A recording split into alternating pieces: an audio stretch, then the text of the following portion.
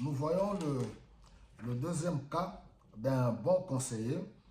Et celui-ci me plaît beaucoup, il m'a toujours beaucoup plu.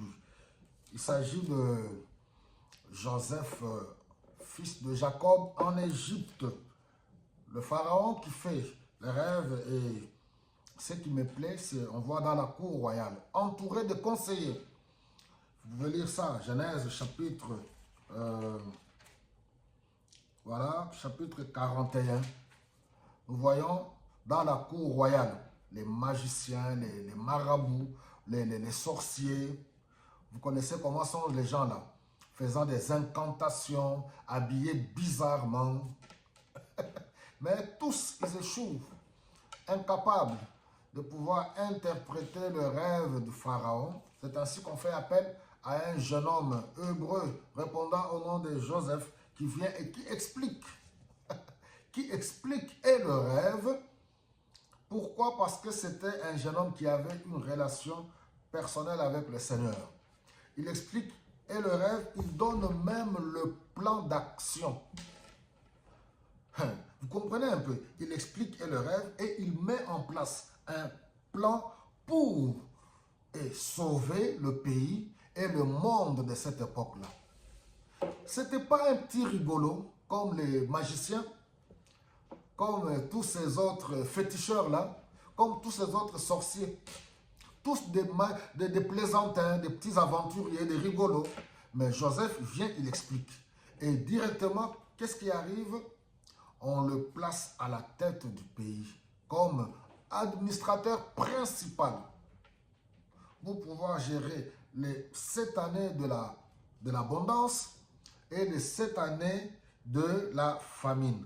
Donc Joseph vraiment est un vrai modèle du conseiller stratège et visionnaire. Je suis en train de m'adresser aux jeunes gens.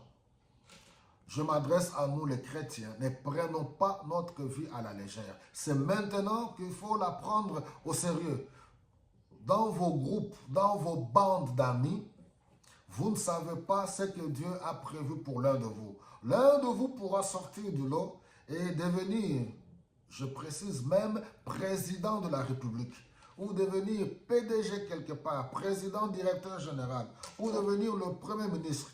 C'est tout à fait normal, il pourra regarder dans son environnement, dans son entourage, les amis qu'il a grandi, qu'il a étudié avec.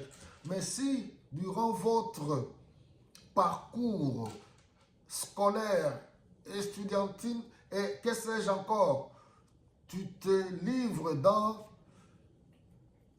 des futilités, tu es moins sérieux, tu n'es pas réglo, sache-le que tu passeras à côté. Et voilà, Joseph, c'est quelqu'un de sérieux, un conseiller stratège et visionnaire.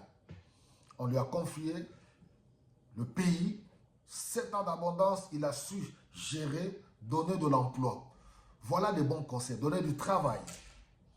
Il a rendu l'Égypte prospère, l'Égypte d'antique, prospère. Toutes les nations pouvaient venir en Égypte pour s'approvisionner de la nourriture. Joseph ne s'est pas mis à prendre les femmes dans toutes les communes comme feraient certains d'aujourd'hui. Il n'a pas pris les femmes, toutes les femmes sont devenues ses femmes. Les femmes de ses collaborateurs deviennent ses femmes. Et il est en train de faire des enfants à gauche, à droite. Non, non, non, non, non. On est en train de les dédicacer dans toutes les chansons comme certains le font. Dans certains pays, bien sûr. On devient une autorité, une personnalité connue et on se livre dans des futilités où on cite ton nom dans la musique. Ces choses, il faut les dire. C'est des antivaleurs. Une autorité, on est en train de citer vos noms dans des chansons dites, voilà, populaires, dans des futilités. Et on est content. C'est une mentalité à radier pour les leaderships du futur, pour des nations sérieuses. Ce sont des mentalités à bannir. Joseph, un homme sérieux qui a pu gérer la nation, oui, avec sérieux, avec sa femme et les 2 enfants qu'ils ont eus. On ne les trouve pas dans des histoires bizarres. Qu'il a engrossé une femme là-bas, qu'il y a une femme là-bas qui est voilà, un bureau de Joseph, voilà, dans toutes les communes, et puis ainsi de suite. Alléluia. Voilà, mes bien-aimés. Donc, ce monde a besoin des hommes et des femmes pour relever les défis.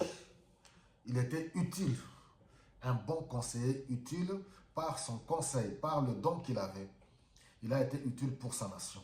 Pouvons-nous être des conseillers, des hommes et des femmes utiles pour notre société? Il n'était pas là pour intimider les gens.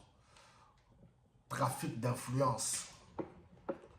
Toi, il suffit qu'on te nomme seulement conseiller ou bien on te donne une petite parcelle d'autorité. Tu deviens trafic d'influence. Tu me connais, tu commences à menacer tout le monde. C'est des mentalités archaïques qu'il faut abolir, qu'il faut radier si nous voulons voir nos pays se développer. Tu commences à menacer tout le monde. Toi, tu me connais, toi. Tu me connais, toi. Tu ne sais pas que... Voilà, que Dieu vous bénisse abondamment.